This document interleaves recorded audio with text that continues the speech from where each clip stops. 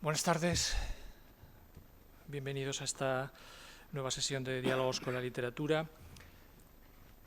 Tenemos hoy un coloquio entre Lorenzo Silva y José María Gelbenzu que nos van a hablar de esos personajes que ellos han construido a lo largo de varias novelas, personajes investigadores, policías, jueces, detectives, investigadores, al fin da igual el empleo que tengan, en dos series de enorme éxito.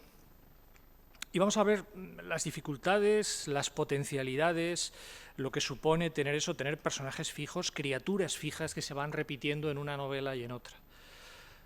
Sin más, si les parece, procedo a presentarlos rápidamente. Lorenzo Silva, a la derecha, izquierda, según miran ustedes de la mesa, es madrileño, ha escrito medio centenar de libros entre narrativa infantil y juvenil, relatos, ensayos y propiamente dicha novela. Bueno, media docena de libros, dada su edad, es muchísimo. Tiene menos años que libros, creo. Y no mucha gente puede decir eso. Bueno, ha sido finalista del Nadal, ha ganado el Nadal también, y el Planeta, y que es el tema que aquí nos sitúa. Ha creado una pareja de personajes, el subteniente de la Guardia Civil, pero no empezó de subteniente, ascendido, un profesional de éxito, Rubén Bevilacqua Vila, y la sargento Virginia Chamorro, que también empezó en una categoría inferior. Han protagonizado ya 7 novelas y una película, corrígeme, y 2 para televisión, efectivamente. Bueno, José María Gelbenzu en el centro de la mesa, es también madrileño, ha escrito una treintena de libros, ha ganado los premios Torrente Ballester Internacional del Benaplaza y Janés, ha sido finalista de Biblioteca Breve, también ha trabajado como editor y seguramente eso nos permitirá hablar con él de algunas de las claves de esto, de la relación entre los personajes, los editores y los lectores. Podríamos decir quizá que es un autor tardío en cuanto a novelas policiales porque empezó hace poco más de una década, cuando ya tenía una larga y exitosa carrera literaria, con una serie protagonizada por la juez, que no jueza, Mariana de Marco. Lleva también 7 novelas con este personaje, que además de ser una investigadora lúcida, sospecho que ha alimentado los sueños eróticos de más de un lector. Bien, pues sin más, 7 novelas, casualidad, 7 novelas con los mismos protagonistas, Bevilacqua y Chamorro por un lado, Mariana de Marco por otro. La pregunta para abrir el coloquio es si alguna vez pensasteis en llegar hasta aquí cuando empezasteis con esto y si tenéis ya previsto el final de la serie o no, o esto es lo que el tiempo, los lectores, la inspiración digan.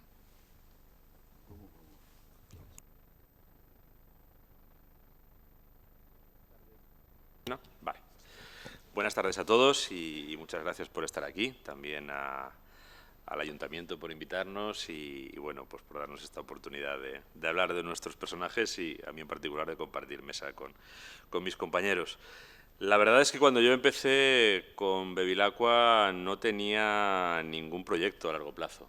La primera novela de Bevilacqua, El lejano país de los estanques, es una novela de hace 20 años, exactos, se cumplen en este 2015, y yo creo que me la planteé como una especie de experimento, de ensayo o de tentativa de hacer una novela, digamos, policíaca, negra, no sé muy bien qué decir. En realidad yo concibo lo que hago como una especie de híbrido entre lo que es la novela policíaca y la novela negra, ¿no? Pero digamos que la esencia del experimento radicaba en que quería que mi relato fuera inequívocamente contemporáneo e inequívocamente español. Esa era, digamos, mi doble apuesta, ¿no? Quería retratar la realidad de ese momento y quería retratar la realidad española a través de personajes que, digámoslo así, no plantearan riesgos de mimetismo con personajes extranjeros o de ecos excesivos, ¿no? de los grandes arquetipos de la novela negra y de la novela policial procedentes de otras latitudes. Entonces concebí una suerte de experimento un poco en el límite, que era convertir en héroes literarios a miembros de un cuerpo policial que nunca había dado ese tipo de personajes, ¿no? Los guardias civiles, yo, salvo error o omisión por mi parte, digamos que habían sido, bueno, un guardia civil muy particular, real, el coronel Escobar, el jefe del Tercio Urbano de Barcelona el 18 de julio de 1936, que se opuso al golpe de Estado y salió con los guardias civiles a enfrentarse a los militares sublevados a las órdenes del general Godet. Sí tuvo una novela que además fue Premio Planeta, de José Luis Olaizola, ¿no? Pero ese guardia civil no era un héroe literario por su condición de policía, sino que era un héroe literario por su condición de defensor de la República, del orden instituido frente a un golpe militar, es decir, en un contexto completamente distinto de lo que es el trabajo normal de la Guardia Civil, que es el trabajo policial, ¿no? Entonces, bueno, al constatar que no había ningún precedente, había una novela de Ignacio Aldecoa, El fulgor y la sangre, que hablaba de los guardias civiles, pero a través de sus familias, no exactamente de la investigación policial y del guardia civil como investigador, cosa que los guardias civiles vienen haciendo desde hace muchísimos años. Hay gente que cree que la Guardia Civil empezó a investigar crímenes ahora, ¿no? La Guardia Civil lleva investigando crímenes desde su fundación y además ha resuelto crímenes célebres en el siglo XIX, incluso magnicidios, como el de Eduardo Dato, que hace muchísimo tiempo, ¿no?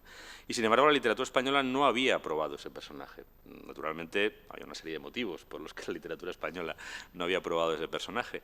Y digamos que yo, pues bueno, pues hace 20 años, con mis, con mi pequeño recorrido que tenía a las espaldas entonces como novelista, pues decidí hacer el alarde de que un par de guardias civiles fueran protagonistas y fueran héroes literarios, con los que un lector español contemporáneo pudiera empatizar.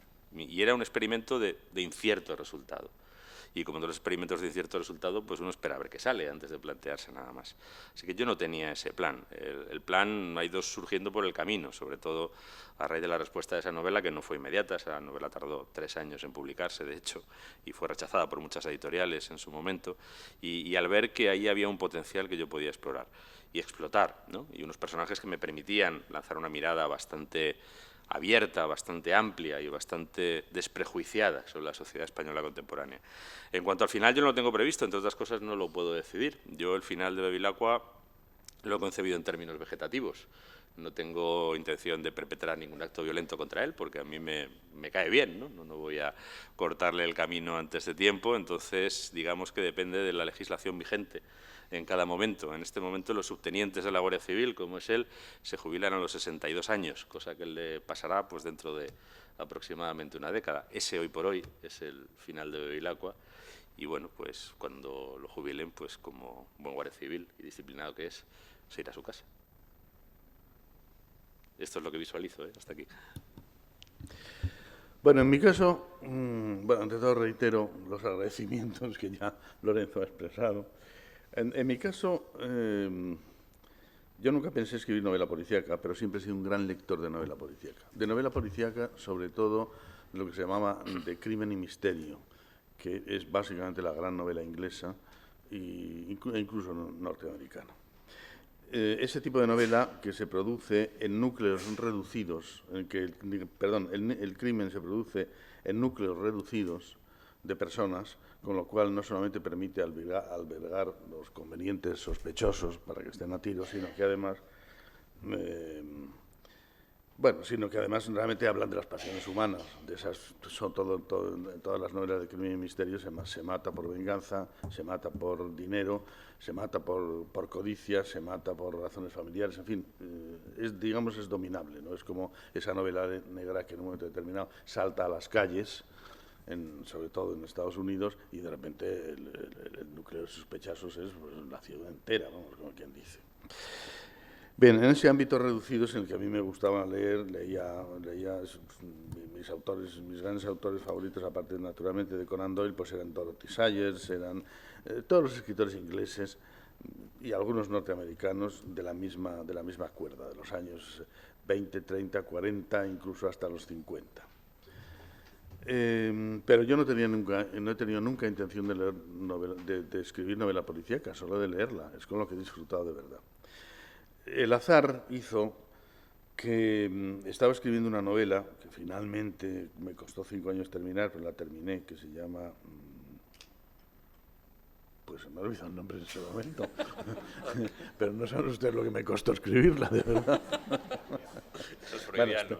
Sí, está basada, además, el título basado en un verso de Luis Cernuda. Bueno, da igual. El caso es que se me estaban resistiendo unas voces en esa novela que no conseguía sacarlas, y era la frustración constante. Escribía y paraba, rompía, escribía. Y claro, me quedaban espacios de tiempo. Y en esos espacios de tiempo, pues de repente decidí, ¿por qué no escribir una novela policíaca? Ya que tanto me había gustado y tanto la había leído, pues voy a intentar hacer una, y la hice. Se llamaba No acosen al asesino y es la primera, oficialmente es la primera de la serie. Y no pensaba escribir nada más, en absoluto, simplemente salí del atasco, publiqué la novela que ahora sí acabo de recordar, se llama Esta pared de hielo, y que además lo peor de todo es que es mi novela favorita, y me quedé tan tranquilo. Pero ocurrió una cosa, y es que releyendo la novela me di cuenta que tenía un personaje extraordinario y que se había quedado ahí, pues una novela funcional, entretenida, indagatoria, pero nada más, ¿no?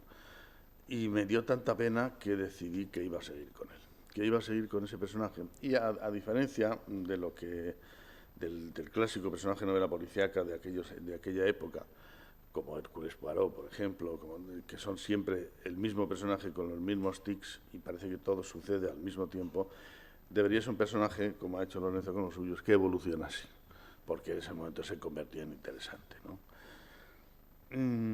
Yo no había conseguido dar con un detective creíble, porque es que en este país, claro, no ha habido nunca detectives. Los detectives privados están como mucho, lo más heroico que hacen es seguir a la señora de no sé quién a ver si la pillan en adulterio, pero claro, esto no es especialmente emocionante y tampoco es una carrera de mucho interés para nadie, ¿no? Y hasta que di con la idea de que una juez de instrucción realmente es una persona, tiene que ser o puede ser perfectamente una persona culta, una persona inteligente, una persona preparada y una persona que está indagando un crimen. Y ahí en ese momento empezó a funcionar la novela. Y con este personaje, digamos, decidí continuar. Y decidí continuar a ver por dónde salía, sin más, pero construirlo. De modo que yo me veo escribiendo novela policíaca no porque sea mi vocación, sino porque esta señora me tiene completamente agarrado y no la puedo soltar, ¿no? Y no sé cuándo terminará. Me había propuesto escribir 10 novelas. Lo del número 10 es un homenaje a los que para mí eran los grandes, aparte de Simenon, los grandes autores de novela policíaca europea, que son Per Való y Mais Joval, y ellos escribieron 10 y dije, pues yo lo voy a hacer menos. Pero no sé qué pasará, porque esto se está complicando realmente. Quiero decir que esta mujer, que tiene una serie de características, que no es el caso de escribirlas ahora ni su historia, pues ha hecho algo que Raymond Chandler nos advierte a todos que no debemos hacer, que es enamorarse. Y no hay nada peor que un detective que se enamora, eso suele ser la ruina de las novelas policíacas. Y entonces estoy en estos momentos consternado y escribiendo la siguiente novela, ya con novio formal, digámoslo así, y muy angustiado a ver qué pasa y cómo se puede salir de esa situación. Pero bueno, no sé, por lo tanto, a lo mejor termina en boda y se acabó lo que se daba, yo no lo sé, no tengo ni idea en este momento. Habéis hablado ya un poco de vuestros personajes. Hay una característica que es especial a las novelas policiales de serie, en las que los personajes se repiten, y es que los personajes son bastante atípicos. Tú, Lorenzo, tienes unos personajes que tienen una formación, sobre todo Vilaco, una formación previa a su carrera policial peculiar, no es muy normal. Y tú, José María, es una juez que no lleva pistola, no lleva uniforme, por supuesto, no vigila a los sospechosos, no son cosas suyas. ¿Es necesario eso para mantener una continuidad, para mantener 2, 3, 4, 5, 7, 10 novelas? ¿Es necesario romper el canon del policía, el policía que interroga, que tiene su sala de interrogatorios, que lleva armas, que dispara, que tiene una formación de academia policial sin más, sin salir de ahí, que supongo que es lo que sucede en el 99% de los casos, en el cuerpo tanto de la Guardia Civil como de la Policía Nacional o de todas las policías del mundo? ¿Hay que romper esos cánones? Yo creo que de lo que sucede en la policía y sobre todo en la Guardia Civil, el que sabe latín es Lorenzo. Yo en mi caso no me he preocupado en absoluto por cómo actúa, me he preocupado cómo una juez en un momento determinado tiene que tratar de descubrir a un criminal, pero lo hace con la ayuda de la policía judicial, que es una policía más especializada en el apoyo al juez, ¿no? Por lo tanto, es ella que interroga muchísimo por otra parte, pero no. Yo en las novelas que he leído de Lorenzo, pues Pues interroga, pero no tanto. Entonces, porque Bevilacqua piensa muchísimo, está continuamente opinando sobre el mundo y la vida y tal. Y en el caso, sin embargo, de la juez, como juez, lógicamente se ve obligado al interrogatorio constante de unos y otros, ¿no? Pero no sé, yo no puedo hablar de lo que es el mundo policial y la Guardia Civil porque no lo conozco a fondo, no lo conozco muy por encima. Bueno, yo creo que para poder hacer una serie de largo aliento con un personaje, lo que es necesario es que ese personaje sea interesante y que ese personaje esté captado con matices y ese personaje tenga, digámoslo así, pues 3 dimensiones, ¿no? Para mí es perfectamente concebible, por ejemplo, que un policía de esos que puede responder más a ese perfil, ¿no?, profesional del policía, profesional puramente policial. Yo conozco algunos, de hecho. Sería perfectamente factible hacer una novela o una serie de novelas con esos personajes. Tendría otro perfil, pero tendría un perfil que es distinto del que con toda seguridad tendría un policía español de hace 40 años. Es que no solo ha cambiado mucho el país, ha cambiado mucho también el trabajo policial. Y ha cambiado mucho, ha cambiado radicalmente la legislación que aplica, ha cambiado radicalmente el entorno no solo normativo, sino judicial, social, mediático, en el que trabajan los policías. Los policías tienen que gestionar una cantidad enorme de información en condiciones de mucha presión, en algunos casos, ¿no?, y de presión que además es multidireccional. Presión que les viene de los jueces, que a fin de cuentas son quienes dirigen su trabajo, presión que les viene de sus superiores, presión que les viene de los políticos, presión que les viene de los medios de comunicación. Es decir, que ese, digamos, policía a secas, voy a utilizar esa expresión, ya no es tan simple como a lo mejor pensamos que era o que fue, ¿no? Pero el perfil que yo muestro, también hay que decir que no es un perfil tan atípico. Es un perfil que, desde luego, era muy atípico hace 40 años, tan atípico como que probablemente era inexistente. Digamos que entre la Guardia Civil, por hablar de ese caso y concretar, ¿no?, entre la oficialidad sí hay muchos titulados superiores, de hecho todos tienen el rango, el grado de titulado superior, pero es que además la mayoría de ellos cursan otros estudios, aparte de los propios policiales, ¿no? Hay muchísimos licenciados en Derecho, hay muchísimos criminólogos, hay muchos doctores en Derecho entre los oficiales de la Guardia Civil, curiosamente, ¿no? Yo que soy licenciado en Derecho, yo no soy doctor en Derecho, alguna vez he estado con varios guardias civiles y eran todos doctores, menos yo. Esto la gente no lo suele saber, pero está ahí, ¿no? Lo que ocurre es que en los últimos tiempos, pues como consecuencia del excesivo número de titulados que ha expelido la Universidad Española en proporción a las plazas disponibles para esos titulados, pues ha habido mucha gente con titulación superior que ha acabado en los lugares más variopintos y entre ellos en la policía y en la Guardia Civil. Y además encontrando trabajos que son interesantes. Puedo poner varios ejemplos, ¿no? Pero en los últimos años, los últimos 2 o 3 años, me parece que en la Guardia Civil se han convocado un promedio de 70 plazas. 70 plazas al año para toda España. El nivel de las 70 personas que han entrado en la Guardia Civil, a mí un día me dijo un mando de la Guardia Civil, esa gente podría haber entrado en la NASA. Estamos hablando de que son los 70 primeros de a lo mejor 20.000 aspirantes, en una proporción altísima, casi el 90%, no solo titulados superiores, sino titulados superiores brillantes. Y además titulados superiores que se presentan porque en algún caso pues tienen un trabajo en la policía o en la Guardia Civil que no tienen fuera. Bueno, puedo poner 2 ejemplos muy distintos, ¿no? Un biólogo que tenga vocación de trabajar no dando clase de biología en un centro de bachillerato o de secundaria, es una labor perfectamente respetable y demás, ¿no?, que quiera trabajar en laboratorio. Pues, bueno, España lo tiene muy difícil y en condiciones muy precarias, si lo consigue. En el laboratorio de ADN de la Guardia Civil o de la Policía está manejando tecnología de vanguardia, tiene un sueldo digno, seguridad social, médico y condiciones muchísimo mejores. Yo he hablado con algunos que me han dicho, dice, bueno, mis compañeros de la facultad ahí están, con 32 años, siguen siendo becarios, no tienen dónde. Y yo por lo menos estoy haciendo un trabajo de nivel científico y además en condiciones laborales dignas, cosa que la mayoría de mis compañeros no tienen, ¿no? Por ejemplo, las unidades anticorrupción ahora de la Policía o de la Guardia Civil, que tienen que ver tanto con tramas de corrupción política, como de blanqueo de dinero, como de delincuencia organizada que utiliza estructuras societarias y financieras complejas para el blanqueo de dinero, hay un montón de titulados en Derecho y en Ciencias Económicas, y gente muy joven. ¿Por qué? Pues porque no solo necesitan ese perfil, sino que también esa gente lo tiene difícil para trabajar. Si yo fuera ahora mismo un licenciado en Empresariales y Derecho de 23 años y mi opción fuera ponerme de cajero en una caja de ahorros o en un banco, con un trabajo a lo mejor eventual, o irme a una unidad anticorrupción de la Guardia Civil a intentar desmantelar el entramado societario de la operación púnica, pues no tengo ninguna duda de cuál es el trabajo más interesante y más estimulante, ¿no? Entonces el perfil del propio policía ha cambiado y permite hacer otro relato, permite hacer un relato alternativo que también es indirectamente un relato de la transformación de la sociedad española. Bueno, yo abundando en lo que acaba de decir Lorenzo, yo recuerdo que cuando busqué quién podría ser detective en una novela, recordaba, por ejemplo, un crimen muy famoso en España, que era el crimen de los Galindos.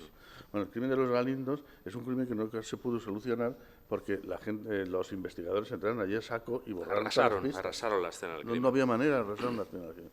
Eso en estos momentos es completamente imposible. Ese fue el detonante de la creación del Departamento de Criminalística de la Guardia Civil, porque eso fueron los guardias civiles del pueblo que arrasaron la escena del crimen. Claro. Y a partir de ahí cambiaron todos los protocolos. Y yo he saltado pues de aquella cosa de decir, Dios mío, ¿dónde encontraré un detective con la brutalidad con que se llevan aquí, pues que al asesino le pillan pues porque estaba lavando el hacha llena de sangre en ese momento en su mano, ¿no?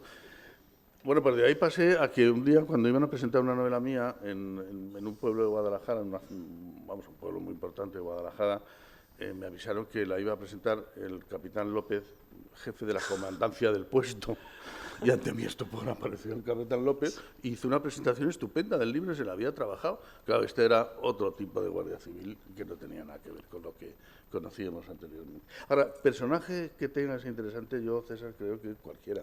Es decir, no es posible escribir rojo y negro sin encontrar un personaje como Julián Sorel, ¿no? O sea, los personajes tienen que ser interesantes siempre.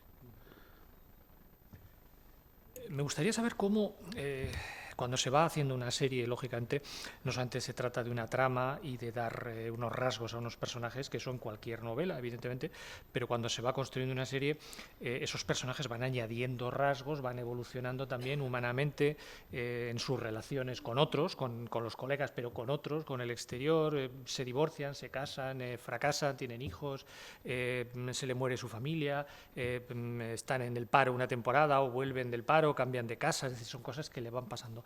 Yo no sé si cuando vosotros pensáis en la siguiente trama, la trama de la siguiente novela, en qué momento, si antes, después o cómo vais añadiendo rasgos a los personajes, si, como han pasado unos cuantos años desde que publicasteis los dos la primera novela de la serie, si revisáis las primeras para no incurrir en contradicciones o incoherencias, si tenéis, como hacen los guionistas de televisión, una Biblia para no decir que nadie diga, oye, a ver, que en la séptima entrega resulta que le has puesto un novio a una novia, no sé qué personaje, y en la segunda habías dicho lo contrario. No sé cómo hacéis todo eso para engranar todas las piezas, las propias de la investigación, más las de los personajes que evolucionan con el paso del tiempo. Bueno, la dimensión personal, familiar, o decir, por decirlo de una manera más genérica, no estrictamente profesional de los personajes en una serie de largo recorrido es inevitable. Y además yo creo que si has empezado un poco, pues como empecé yo, ¿no? Con una especie de experimento, disparo al aire a ver si le das algo, pues antes de hacer la segunda novela te tienes que parar un poco a pensar todo eso, ¿no? Y quizá en el caso del policía no es a lo mejor tan novedoso, ¿no? Porque hemos visto muchas series de policías, incluso hay toda una serie de coordenadas, que algunas incluso son tópicas ya y son casi digamos, repetitivas, pero que son bastante reales, ¿no? Pensemos que el trabajo de los policías es un trabajo que implica muchas veces pues, ausencias prolongadas e intempestivas del hogar y de las responsabilidades familiares, ¿no?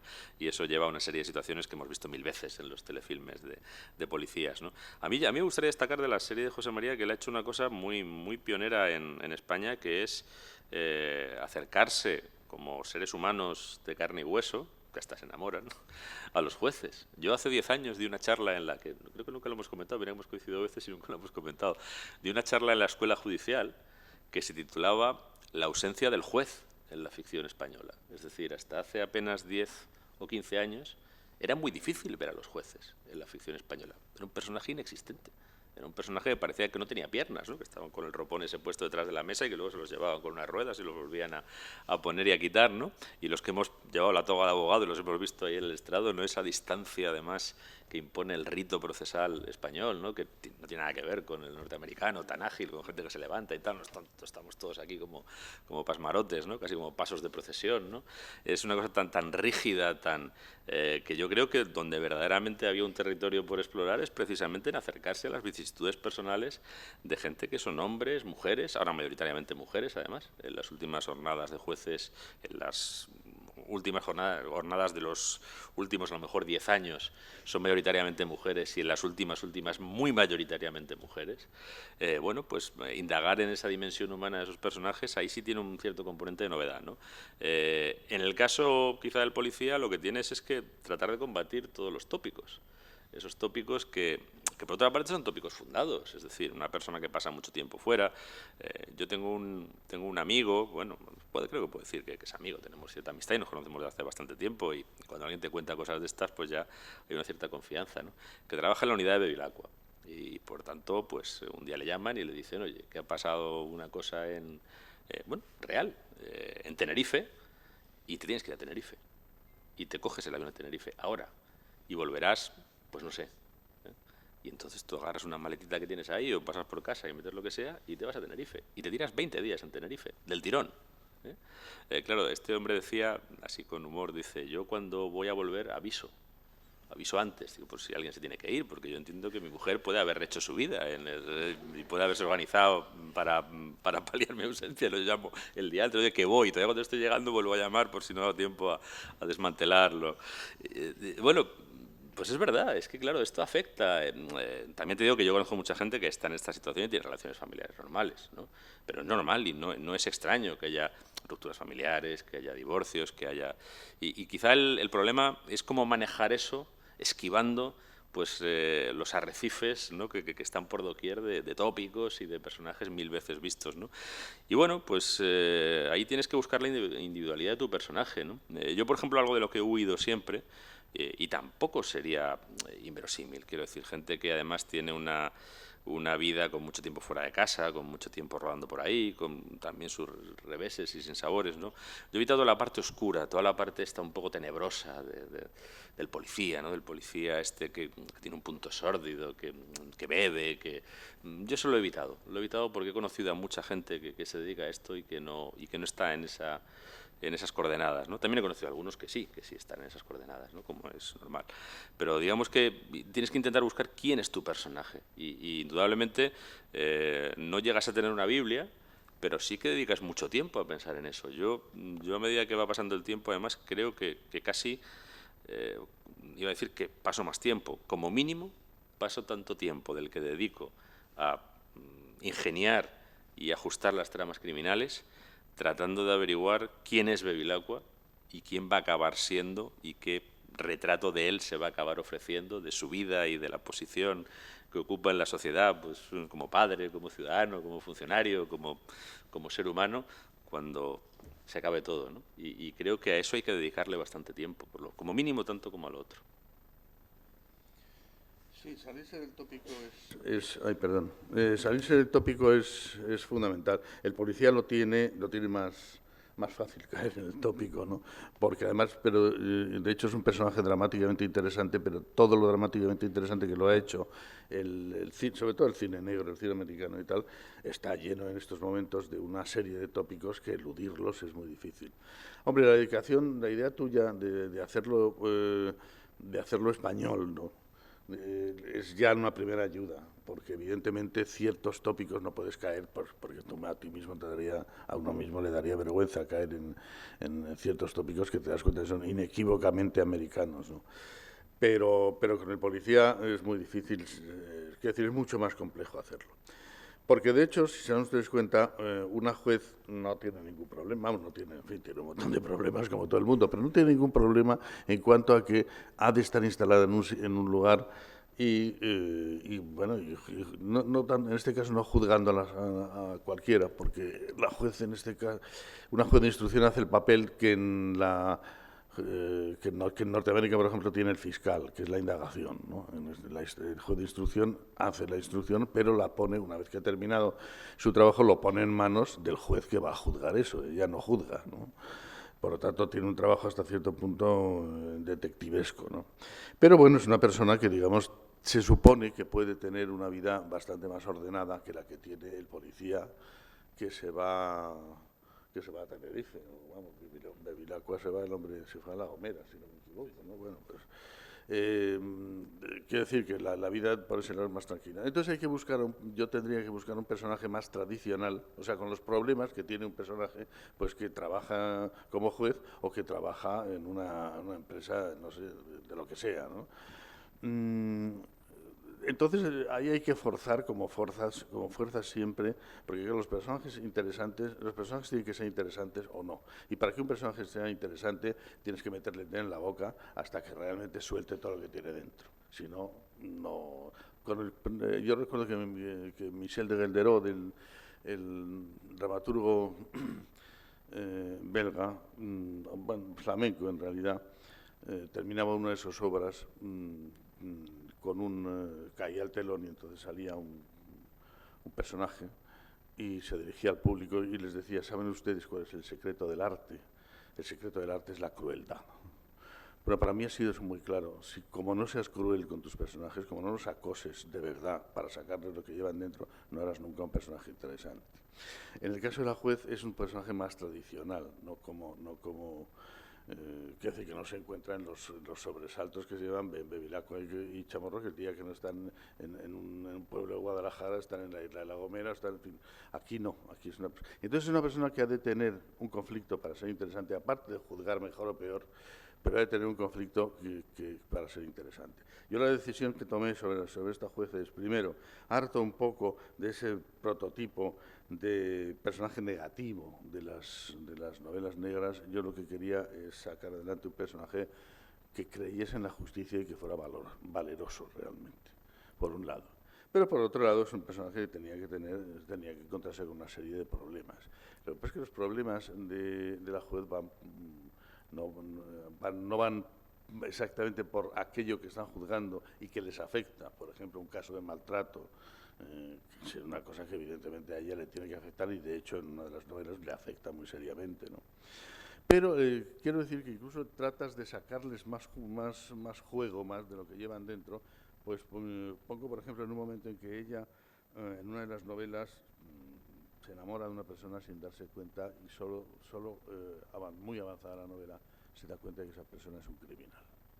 Entonces, la angustia que le crea a ella, la idea de, pero ¿cómo es posible yo, siendo juez, pueda tener esta atracción por lo maligno, porque era un personaje realmente maligno? Eso es una situación dramática muy buena, ¿no? Bueno, pues ahí es donde intentan buscar al personaje y hacerle que salga realmente lo que le hace interesante y lo que verdaderamente lleva dentro, ¿no? Corregidme si me equivoco, pero creo que vuestras novelas están ambientadas en orden temporal, en orden lógico. ¿Os habéis planteado alguna vez dar un salto atrás? Es decir, que aparezca Bevilacqua en el norte, por ejemplo, o que la juez Mariana de Marco aparezca en el momento crucial en el que se divorcia, es expulsada del despacho de su marido, literalmente, que se queda con una mano delante y otra detrás. Creo que lo dice así ella incluso en algún momento.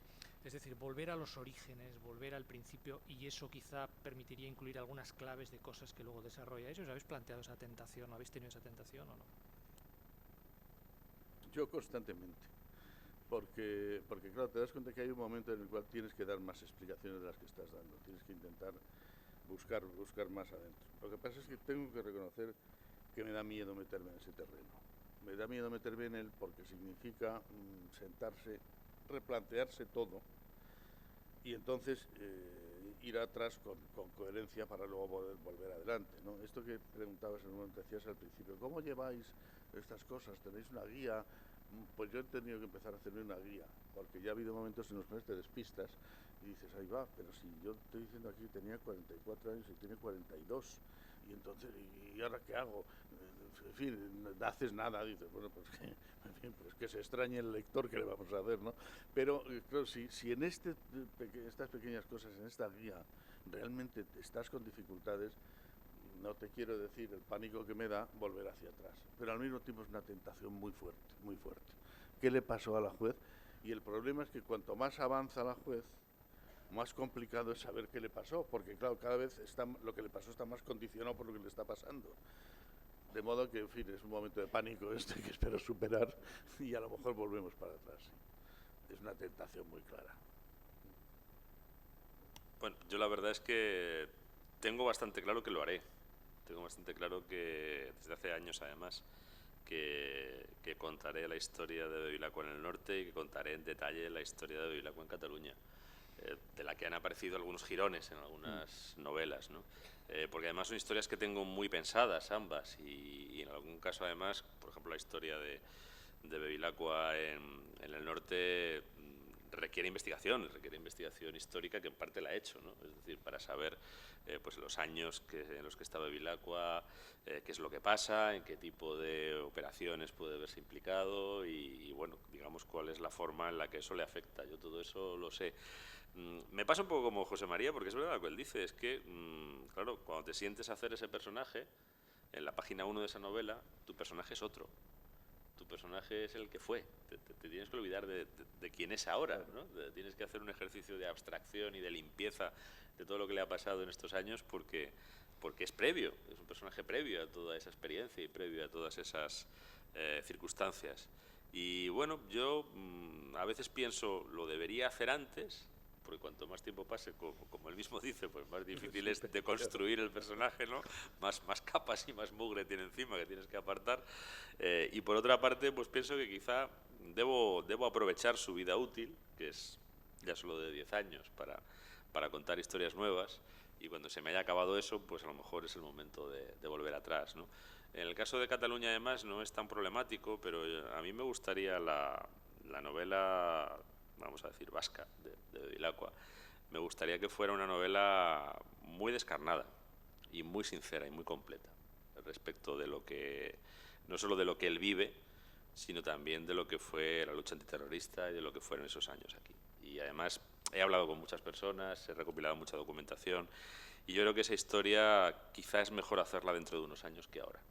Yo la haría con más tranquilidad si ciertas cosas que todavía están ahí no estuvieran. Y no por intimidación, ni por escrúpulo, ni por nada, sino porque creo que alguien que aborde esa historia tiene que tener todo el campo de maniobras para contar algo que es que en cierto sentido puede ser incómodo para todo el mundo, pero también es una historia que creo que es necesario contar. O sea, yo cada día que pasa estoy más convencido de contar esa historia porque cuanto más sé, además más me parece que Bevilacqua, que es alguien que se aparta de la lucha antiterrorista. De hecho, quien está durante un tiempo en la lucha antiterrorista, o quien ha estado, ¿no? Bueno, ahora vuelve a pasar lo mismo con el yihadismo, ¿no? Porque tenemos otro frente terrorista abierto y muy complejo, además, ¿no?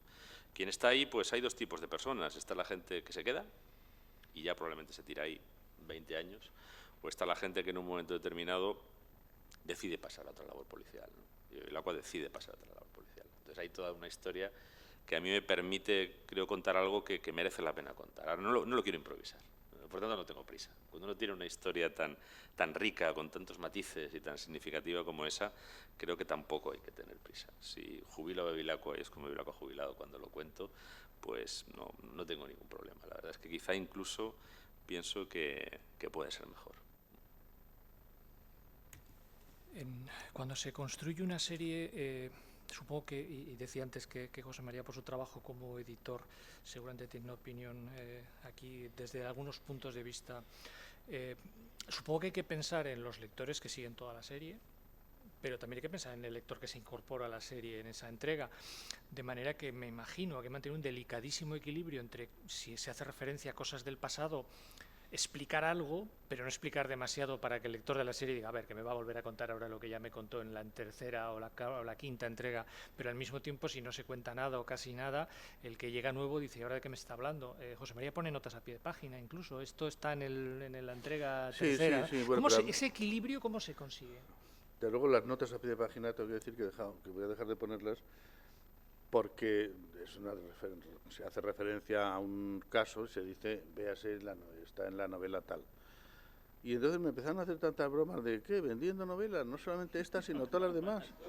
Que dije, bueno, no señor, yo que voy a ser un vendedor de novelas, yo soy un escritor, pues, o sea que voy a dejar de... Pero la referencia la hacía con toda ingenuidad para que si algún lector quiere entrar quiere tomar antecedentes, pues sepa en qué novela tiene que tomarlas, ¿no?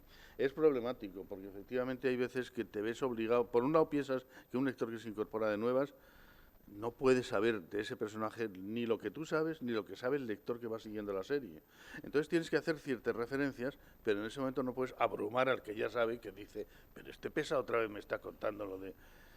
Entonces es un equilibrio muy raro, que cada uno, yo trato de solventarlo en cada una novela a mi aire, intentando no molestar a la gente, sino que pueda leer con tranquilidad, pero la verdad es que es complicado.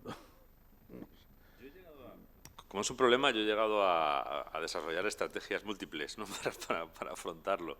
Digamos que tengo dos, básicamente. La primera es, como tengo bastante claro lo que va a suceder, pues identifico que es, en función de lo que voy a contar en esa novela, lo que el lector nuevo necesita saber de la vida anterior de Bevilacqua para no perderse en relación con esa historia. No en general, el que quiera saber todo lo que es y ha hecho Bevilacqua, pues tendrá que leerse todos los libros, no puedo darle permanentemente. Yo, de hecho, cuando la famosa trilogía esta de Stieg Larsson, a mí yo lo que más le afeaba al segundo y al tercer tomo eran esos pasajes en los que de repente decías, no, lo va a hacer, o sea, lo va a hacer, me va a volver a escribir 10 páginas contándome todo lo que ya me ha contado 6 veces que ha pasado, ¿no? Y bueno, pues dices, a ver, en esta novela va a pasar esto, de la vida anterior de Bevilacqua para esta novela es relevante esto, pues este es el material que tengo que colocar. Y no más, el resto, pues ahí está, para el que lo quiera indagar. Y la segunda estrategia que utilizo, pues es buscar interlocutores que hagan que varíe el discurso. Es decir, no es lo mismo que Bevilacqua, pues al principio de la novela, vuelva a pegarle la retahíla al lector, que aparezca un personaje al que tiene que darle una cierta explicación y mientras están hablando otras cosas, pues van cayendo las informaciones necesarias, ¿no? Variar un poco la manera de contarlo cada manera una vez distinta, ¿no? Es un poco en su variante humorística, cuando le preguntan por qué se llama Bevilacqua, que es lo que más le molesta, pues él cada vez se inventa una mentira diferente, ¿no? De hecho, él nunca ha respondido a nadie por qué se llama Bevilacqua la verdad, que es una historia personal que él no quiere contar, ¿no?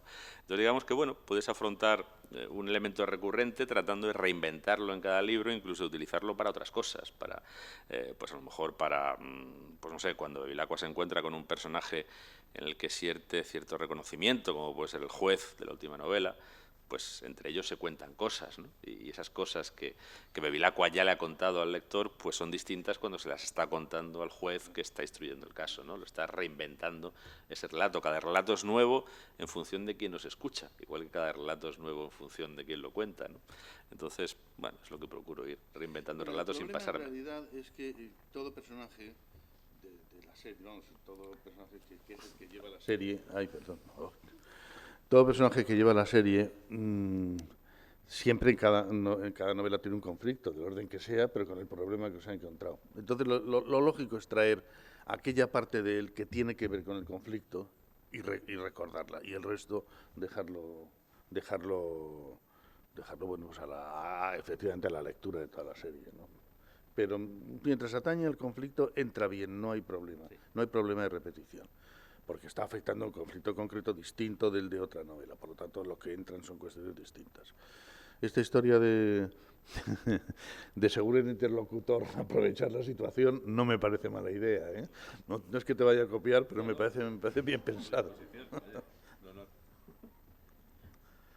Antes de pasar al turno de preguntas del público, quería preguntaros una cosa. Yo no sé si esto pasa ya en la actualidad o no, si en algún momento escribís bajo el síndrome Conan Doyle, es decir, pensar que el día que os deshagáis del personaje, por el hecho biológico de que llega a cumplir 62 años y se jubila, porque se enamora, se casa y pasa a ser otra cosa, si no vais a tener una demanda de escritores que que os piden, pero ¿por qué os habéis deshecho del personaje? ¿O por qué vosotros mismos, 3, 4 años después, de pronto un día os entre la añoranza al personaje y digáis, tengo que volver al personaje, y aunque sea meterlo de secundario en otra novela, que de pronto irrumpe por ahí? Es decir, escribís con ese síndrome de pensar, a ver si voy a tener que resucitarlo, entre comillas, en algún momento, con una novela o con un episodio de otra novela.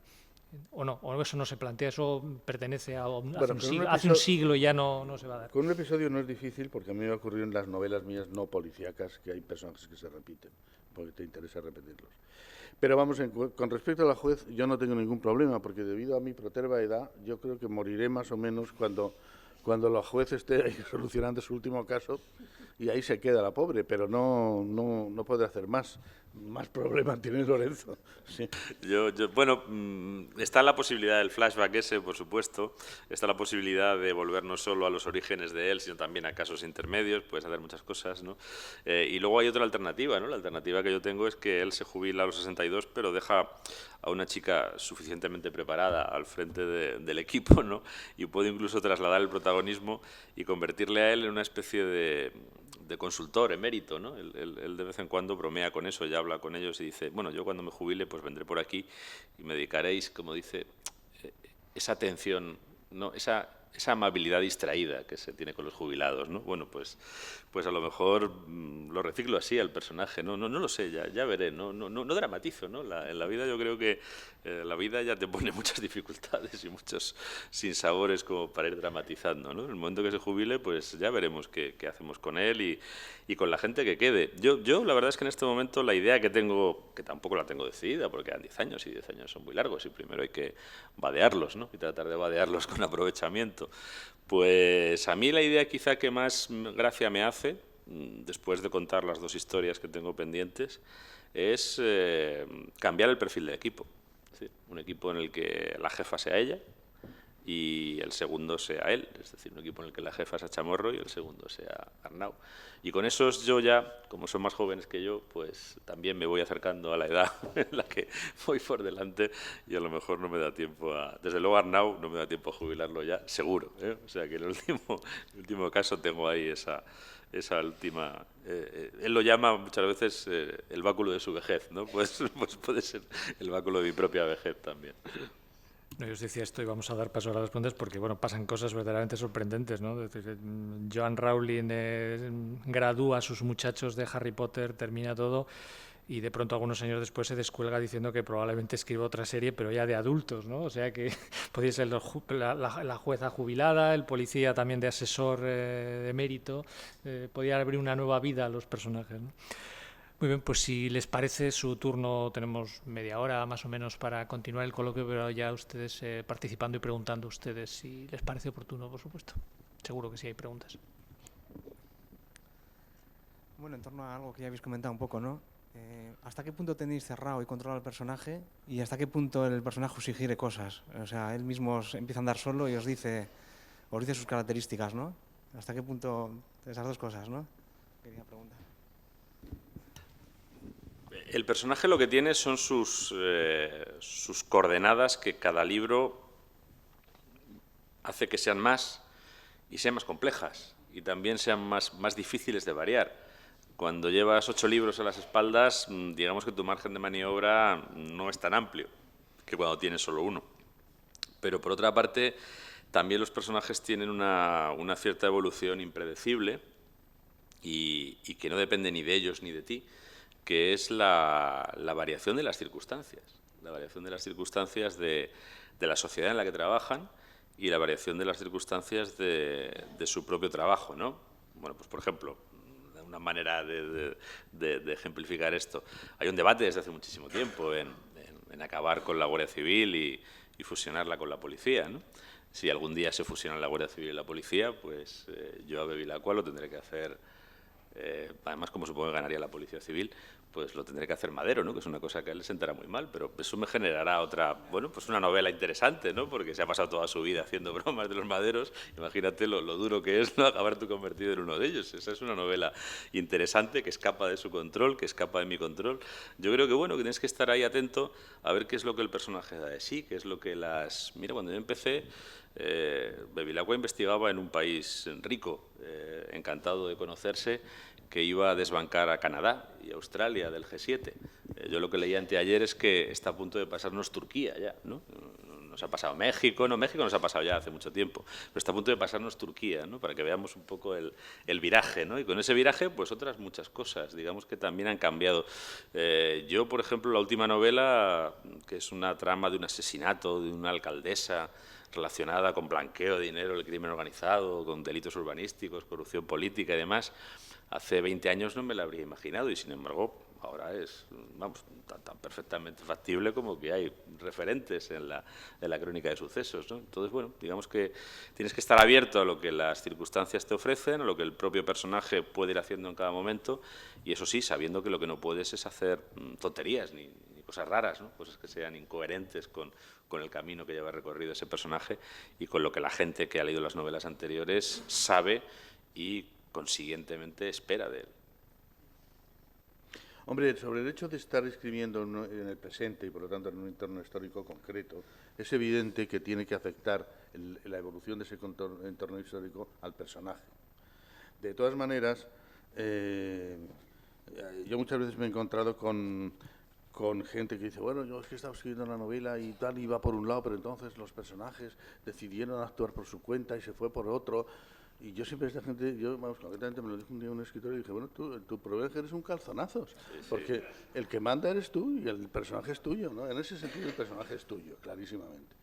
Pero eso, efectivamente, si está sobre el presente, el entorno histórico, lo que le puede hacer variar, aparte del que tú vas profundizando en él y vas encontrando cosas, porque no es lo mismo encontrarte ciertos problemas a los 30 años que a los 40, claro, ¿no?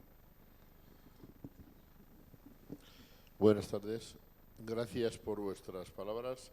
La pregunta que voy a hacer, no sé si la debo hacer o no sé si la voy a saber hacer, es la siguiente.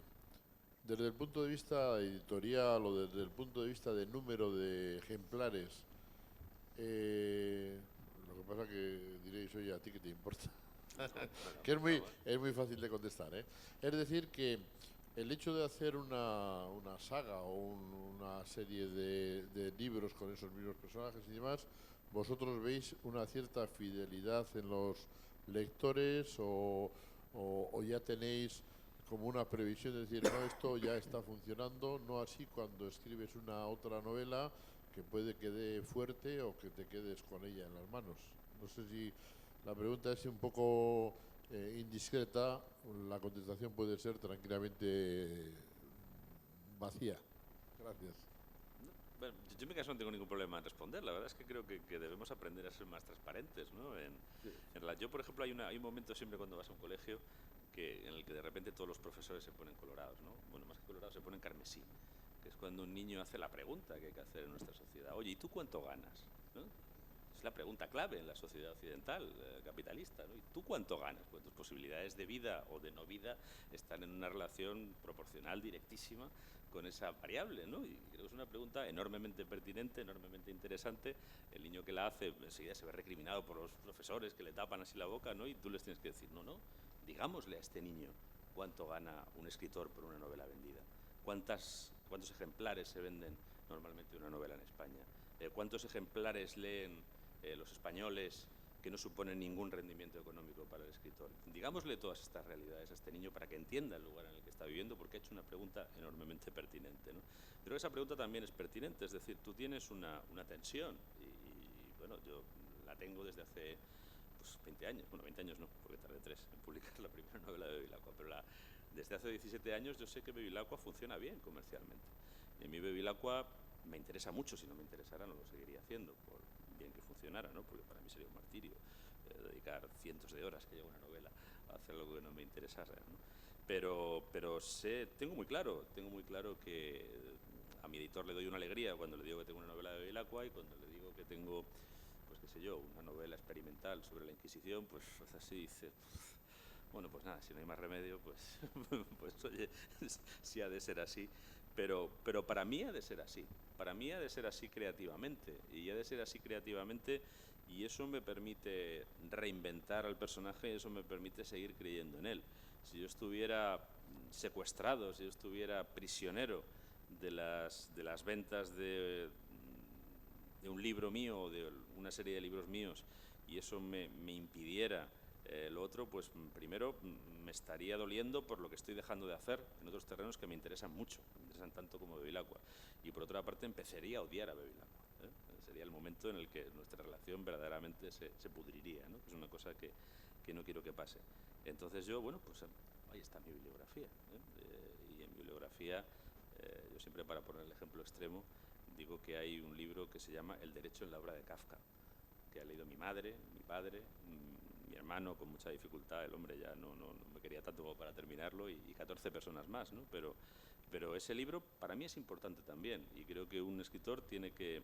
Yo creo que las audiencias hay que medirlas en función de lo que estás contando, ¿no? No sé, cuando yo consigo, por ejemplo, que una novela como El nombre de los nuestros, que habla de un episodio histórico de la historia de España del siglo XX, sistemáticamente preterido en la historiografía, clamorosamente ignorado por la literatura española, y que ese libro, que entre otras cosas recoge las vivencias de mi abuelo Lorenzo durante los 6 años que se pasó en Marruecos intentando librar el pellejo y finalmente librándolo, gracias a lo cual yo estoy aquí, cuando ese libro, que es mucho menos comercial, que es mucho menos fácil de vender, consigue vender, pues no sé qué habrá vendido ese libro, a lo mejor 40.000 ejemplares, pues para mí esos 40.000 ejemplares a lo mejor valen más que los cientos de miles de Bevilacqua, y yo sé que ese es el potencial de ese libro, y yo con esos 40.000 ejemplares siento un triunfo comparable a la novela de Bevilacqua que más haya vendido. Y me gano la vida. Yo esto lo hago fundamentalmente para ganarme la vida, y afortunadamente todavía con mucha dificultad en un país en el que esto es muy difícil.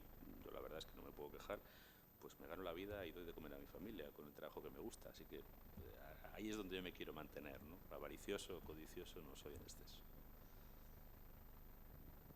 Sí. Bueno, no, yo en mi caso supongo que tengo que contestar yo también.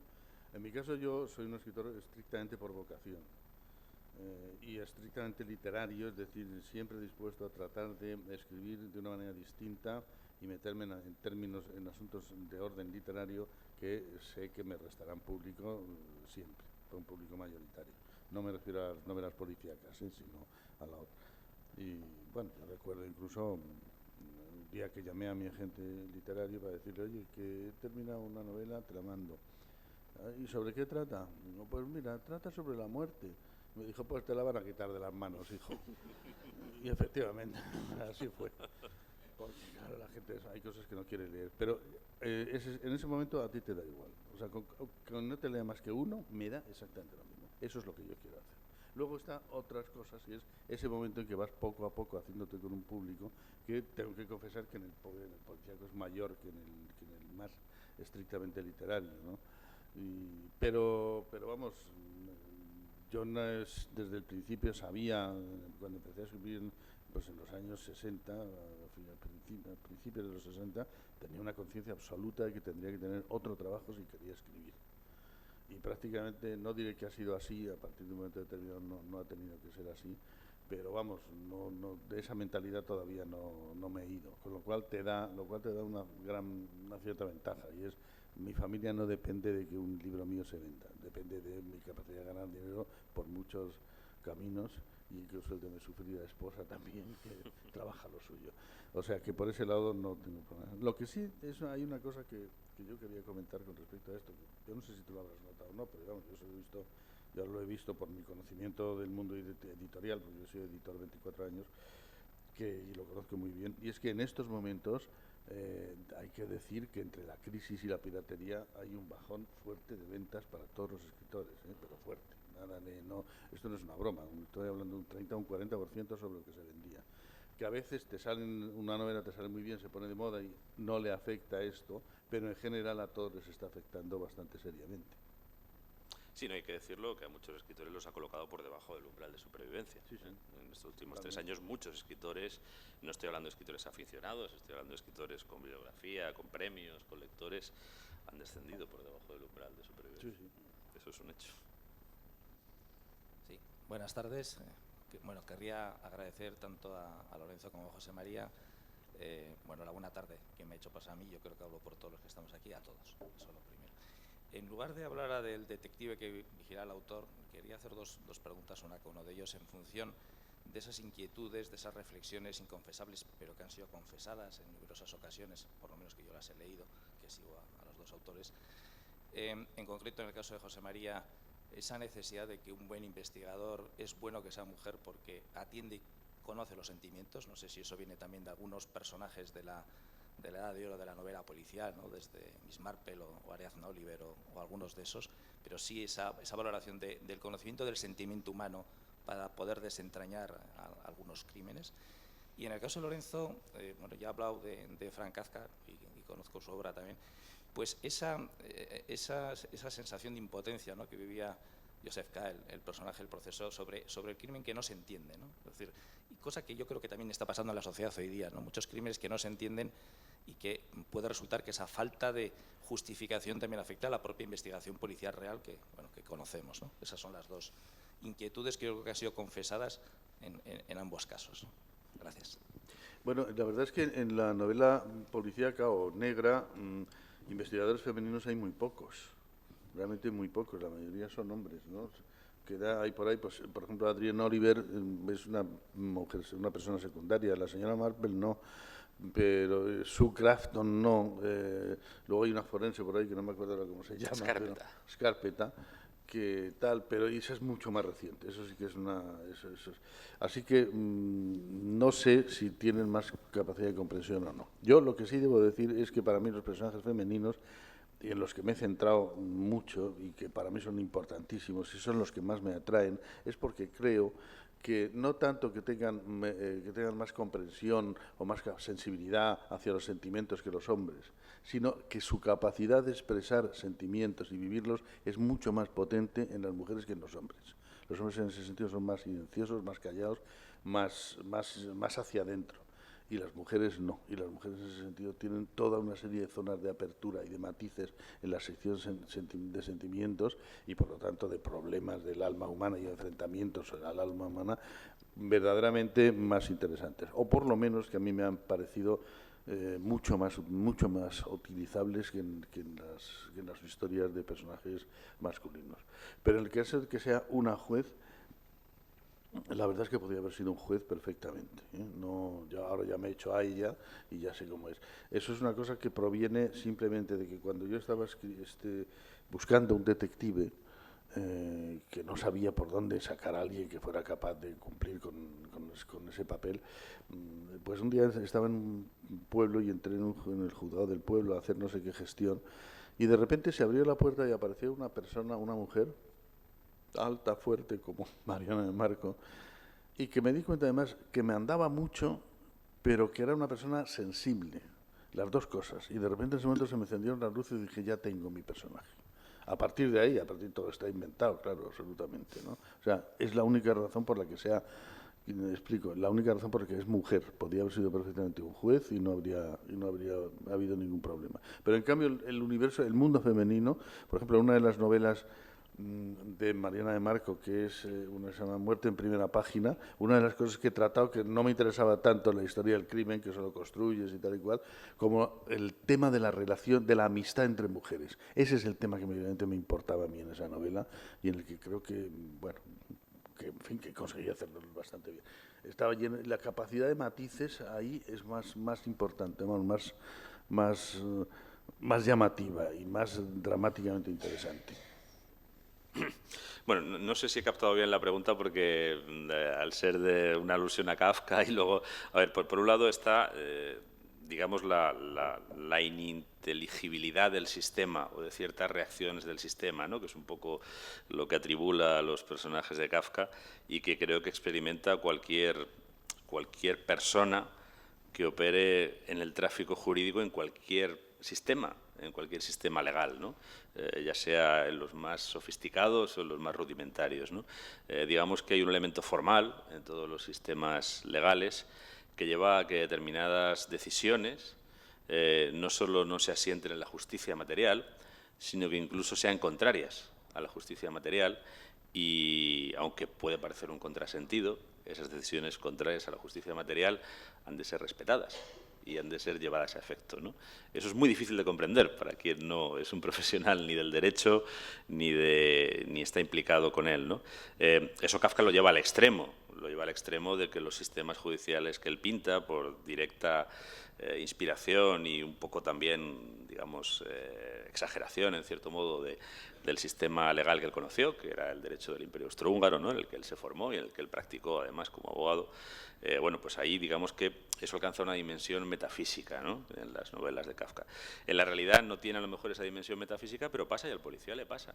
Yo creo que quizá para entender bien a un policía curtido y a un policía veterano y a alguien que realmente es consciente de su trabajo como policía, lo que hay que hacer es situarse con él en ese momento en el que una investigación de 3 años, o de 4 años, yo conozco uno en el que una investigación de 15 años, saldada con la detención y puesta a disposición judicial de los 2 responsables de un crimen, el resultado final de todo eso es una sentencia absolutoria de las 2 personas de las que el policía está convencido que son los autores del crimen, para cuya detención ha invertido 15 años de su vida, y además la sentencia lo que hace es recriminar al policía su empeño en perseguir a esas 2 personas.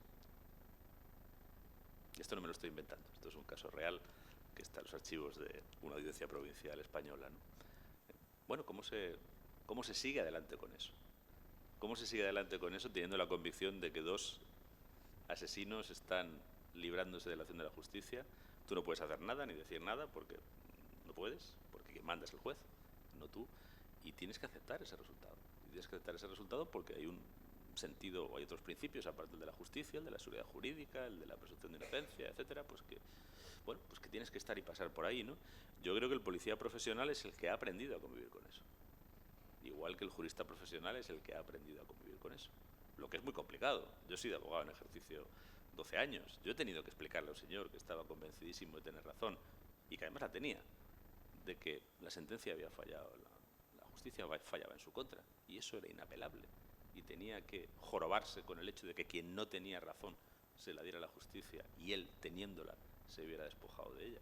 Esto es muy complicado, pero si tú no consigues asimilar esto, no eres un profesional, y sobre todo no eres un policía de un Estado de Derecho. Harry el Sucio es para las películas de Clint Eastwood. Él no necesita a los jueces, tiene el Magnum 357, ¿no?, y es un atajo rápido, ¿no? Pero un policía de un Estado de Derecho no puede tirar por esa vía. Al final todo su trabajo lo pone en manos de otros, no controla esa decisión, y esa decisión muchas veces no le satisface, ¿no? Y bueno, pues ahí entramos en un conflicto que ya es un conflicto más amplio, que es un conflicto también político y filosófico, ¿no? ¿En qué medida un sistema puede aguantar, en qué medida un sistema puede conservar legitimidad cuando de manera recurrente produce ese resultado? Cuando de manera recurrente muchas personas sienten que la decisión que está tomando el juez aplicando la ley formal es una y otra vez contraria a la justicia material. Pues lo que pasa, ¿qué es lo que pasa en ese momento? Pues que el sistema se acaba derrumbando. Se acaba derrumbando, pues como se ha derrumbado el sistema que había en España para la ejecución de hipotecas, que era un sistema profundamente inicuo, ¿no?, y que una y otra vez producía resultados contrarios a la justicia material, ¿no? Bueno, digamos que lo que plantea Kafka es ese problema en su dimensión filosófica, y nos invita a no vivir en sociedades, o a procurar no vivir en sociedades donde eso se produzca una y otra vez, ¿no? Y eso, digamos que en el siglo XX se produjo mucho, digamos que los modernos, las sociedades abiertas, los estados de derecho avanzados, lo que hacen es minimizar ese tipo de resultados, pero eliminarlos no lo pueden eliminar nunca, ¿no?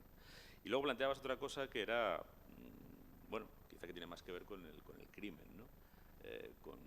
Es verdad, lo incomprensible de algunas conductas criminales. Aquí estamos hablando de algo, si quieres, menos ofensivo, ¿no?, o menos inquietante, ¿no? Cuando es el sistema el que produce resultados injustos, es mucho más grave que cuando un individuo descontrolado pues hace una cosa que no entendemos, ¿no? Eso en el fondo es menos inquietante, pero no deja de ser inquietante, ¿no? Y yo creo que quizá en la novela policíaca, o en buena parte de la novela policíaca, se ha cultivado mucho el enigma y se ha cultivado poco el misterio. El enigma es saber quién hizo las cosas, de quién son esas huellas. Bueno, bien, y además es un motor muy interesante de la narración. Es decir, no lo estoy ni minusvalorando ni menospreciando, sencillamente estoy distinguiendo el concepto del enigma, que es esa verdad oculta que podemos desentrañar, del concepto de misterio, que es esa parte de las historias y de las personas que es irreductible, que nunca conseguiremos entender. Yo no sé si habrá un juicio en el que se bucee a fondo en qué pasó para que esos 2 padres adoptivos de Galicia decidieran drogar y asfixiar hasta la muerte a su hija adoptiva, ¿no? Pero creo que es una historia que yo nunca terminaré de entender. Por muchas pistas materiales que se encuentren sobre la mecánica y demás, ahí hay un misterio insondable, ¿no? Con el que tenemos que convivir. Y yo creo que al final pues también el investigador tiene que ser respetuoso de ese misterio y aceptar que hay cosas que no puede terminar de entender. Hola, buenas tardes. Bueno, después de lo que acaba de decir, la verdad, bueno, es un colofón impresionante para una charla, pero bueno, mi comentario era, por una parte, cuando el señor Galbenzo ha hablado de que la falta de una tradición en España de la figura del investigador privado, bueno, inmediatamente me he acordado de Vázquez Montalbán y de Pepe Carballo, ¿no? Y de ese tipo de casos que se dedicaba también pues, de infidelidades. Recuerdo una adaptación televisiva que le llamaban despectivamente huele braguetas.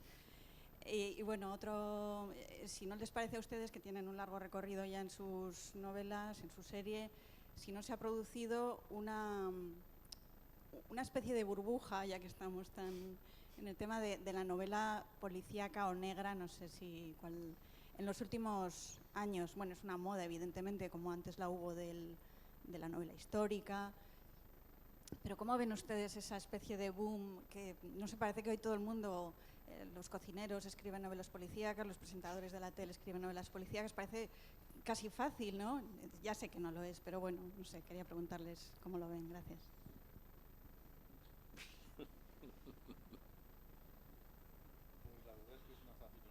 Efectivamente, es una facilonería. Quiero decir que yo creo que es que hay mucha gente que cree que lo fácil es buscarse un crimen para tener intrigado al lector hasta el final descubrírselo. Y bueno, pues mal que bien tratan de jugar por ahí. Yo creo que a mí me parece que hay en estos momentos una burbuja clarísima, como la ha habido en parte con ciencia ficción, aunque no tanto en España, porque en España el terreno de la ciencia no es exactamente para lo que está dotado este país, bueno, para lo que dotan a este país. Pero lo ha habido, por ejemplo, en la novela histórica. La novela histórica ha sido clarísimo también. Todo el mundo se ponía a escribir. Había un momento en que daba la sensación de que todos los profesores de historia de instituto estaban escribiendo una novela, ¿no? A mí no me parece bien, pero yo creo que sí que es una cosa que no se puede evitar. O sea, que eso lo tienes que dejar en manos de los lectores. Quienes se conforman con una historia intrascendente para llegar a un final que tenga entretenido al lector y de paso se pueda lucir a alguien que resulta un conocido presentador de televisión o alguien con fuerza mediática, sin más. Y que claro, es mucho más complicado eso que escribir una novela sobre los entresijos del alma humana en una situación, pues sí, parece que es mucho más fácil. Pero yo creo que la burbuja se debe a la imagen de facilonería, sin más. Y eso pues generará siempre, como en todas las cosas, como en todo lo que se pone de moda, pues generará siempre multitud de subproductos y de rebabas y de tal. Pero yo creo que se distingue bastante bien quién realmente escribe eso con plena conciencia y con plena dedicación y quién lo hace porque ahora hay que escribir de eso y a lo mejor dentro de 10 años, si quiere seguir escribiendo, pues tiene que dedicarse a otra cosa que se haya puesto de moda y ya no toca esto. Siempre en este mundo, pero cualquier cosa, incluso una mesa de cocina, es muy difícil hacerla. Hacer bien es algo es muy difícil, siempre. Y eso es lo que finalmente acaba funcionando. A la corta no, pero a la larga sí. Es indudable que hay una cierta burbuja, ¿no? Y es indudable que esa burbuja pues propicia el oportunismo y la aparición de advenedizos y digamos la irrupción a lo mejor demasiado precipitada de algunas personas, ¿no? Yo prefiero siempre quedarme con lo bueno, ¿no? Creo que al final esto es muy sencillo y cualquier lector lo identifica, ¿no?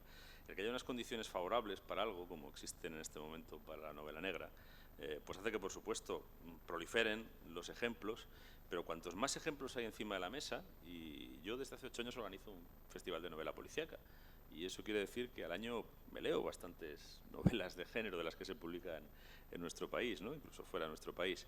Cuando van cayendo novelas en tu mesa, es relativamente fácil, y a veces apenas lleva 10 o 12 páginas, averiguar si ese libro tiene o no tiene alma. Si eso es simplemente la aplicación de un molde de alguien que piensa que funciona y que rápidamente se ha subido a este caballo que pasaba al galope, o si estamos hablando de alguien que tiene una historia previa, que tiene una mirada previa sobre el mundo y que ha hecho un análisis de en qué medida esa historia previa y esa mirada que tiene sobre el mundo personal se puede canalizar a través de una novela, ya sea policíaca, histórica, ciencia ficción o de vampiros. Es que, como decía Raymond Chandler, lo importante no es de qué va una novela.